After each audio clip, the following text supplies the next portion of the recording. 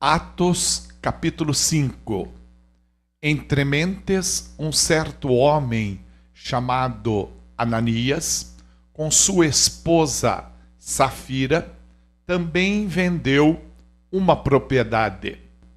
Mas ele reteve parte do dinheiro da venda para si, tendo conhecimento disso também sua esposa. Ele levou a parte restante e a depositou aos pés dos apóstolos.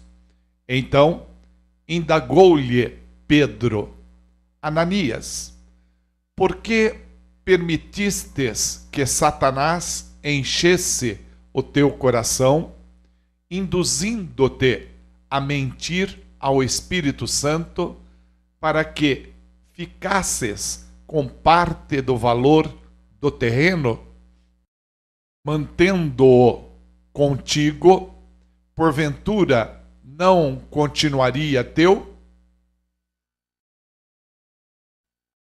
E, vendido, não estaria todo o dinheiro em teu poder?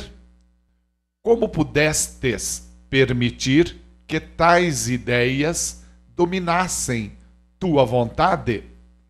Não foi a homens que mentiste, mas contra Deus. Ao ouvir esta admoestação, Ananias caiu morto. Então, grande temor tomou conta de todos os que souberam do que havia acontecido. E alguns jovens tomaram a iniciativa de cobri-lo.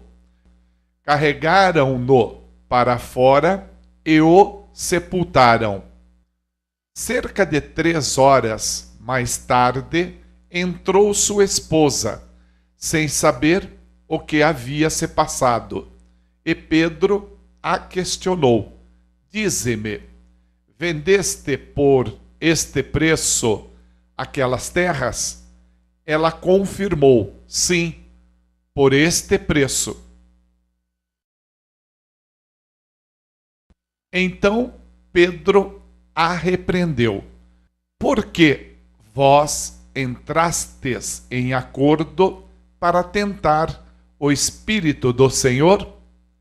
Eis que estão aí à porta os pés dos que sepultaram o teu marido, e eles a levarão também. Naquele mesmo instante, ela caiu morta aos pés de Pedro.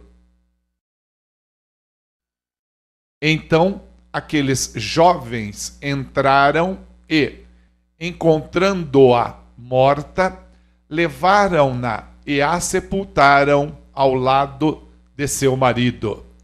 E grande temor se apoderou de toda a igreja e de todos os que ouviram falar sobre esses acontecimentos.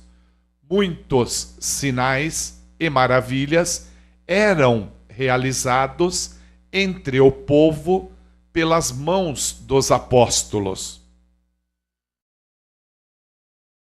E todos os que creram costumavam reunir-se em comunhão junto ao pórtico de Salomão. Todavia, ninguém de fora tinha coragem de juntar-se a eles, ainda que o povo os tivesse em grande estima. Em número cada vez maior, homens e mulheres criam no Senhor e eram acrescentados à comunidade. A ponto de os doentes serem levados para as ruas e colocados em leito e macas, para que, quando Pedro passasse, ao menos sua sombra se projetasse sobre alguns deles. Da mesma forma, das cidades ao redor, vinha muita gente a Jerusalém, trazendo doentes e pessoas atormentadas por espíritos demoníacos, e todos eram libertos. Então, o sumo sacerdote e todos os seus correligionários, membros do partido dos saduceus, foram tomados de grande inveja. E, por isso, mandaram prender os apóstolos, jogando-os numa prisão pública. Todavia, durante a noite, um anjo do Senhor abriu as portas do cárcere, conduzindo-os para fora e instruiu-lhes: Ide, apresentai-vos no templo e anunciai às multidões todas as palavras da salvação. Assim, ao raiar do dia, eles entraram no pátio do templo como haviam sido orientados e começaram a pregar ao povo. De outro lado, chegando o sumo sacerdote e os seus companheiros, imediatamente convocaram o sinédrio, ou seja, toda a assembleia dos principais líderes de Israel, e mandaram buscar os apóstolos na prisão. Entretanto, ao chegarem à prisão, os guardas não os encontraram ali.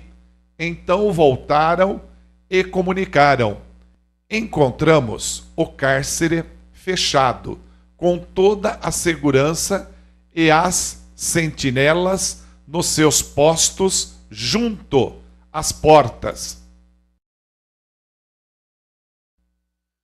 Mas, abrindo-as, a ninguém encontramos lá dentro. Diante desse relato, o capitão da guarda do templo e os chefes dos sacerdotes ficaram atônitos, imaginando o que poderia ter acontecido com os apóstolos. Nesse momento, chegou alguém com a notícia: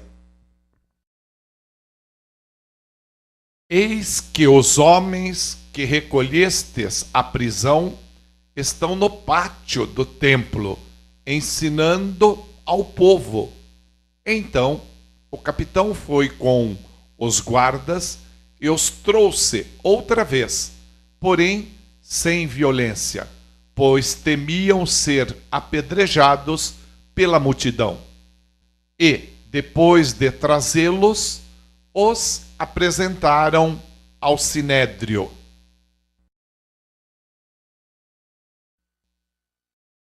E o sumo sacerdote os interrogou: não vos ordenamos expressamente que não pregasseis nesse nome?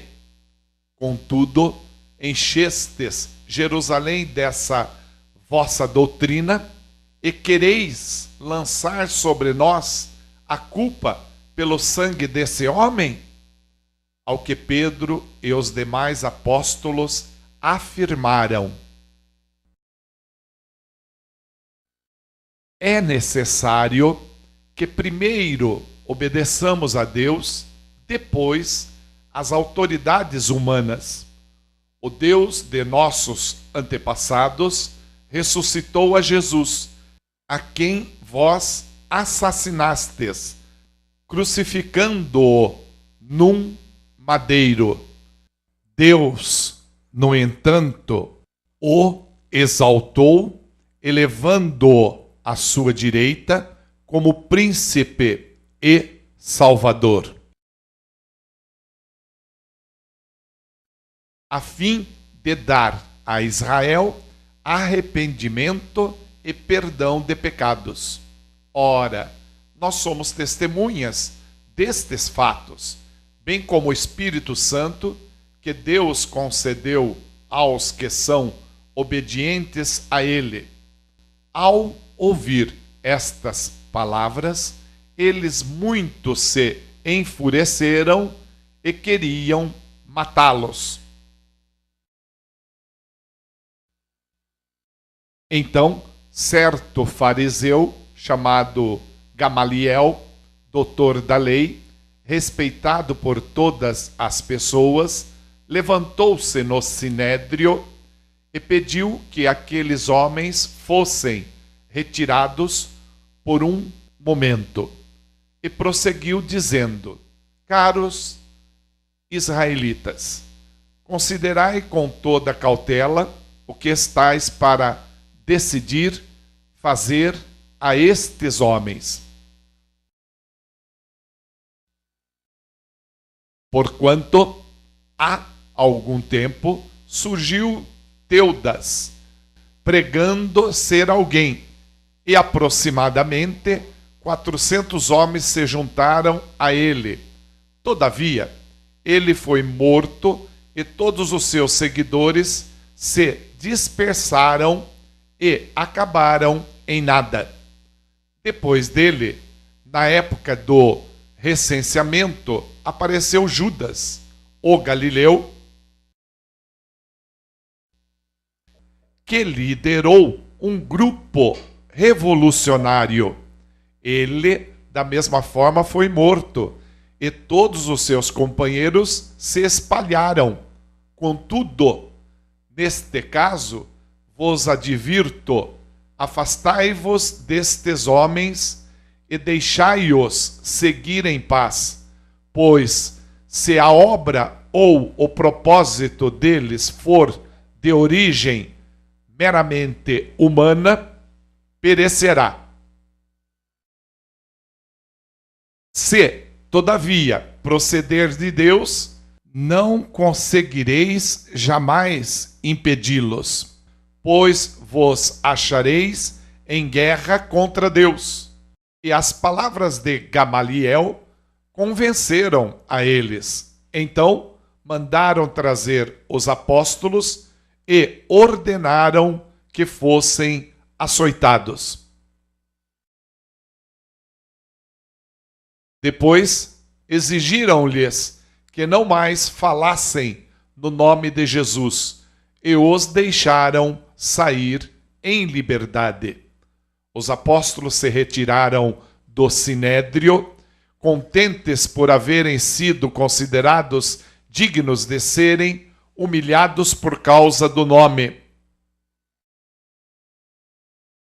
E todos os dias no templo, bem como de casa em casa, não deixavam de pregar e ensinar que Jesus Cristo é o Messias.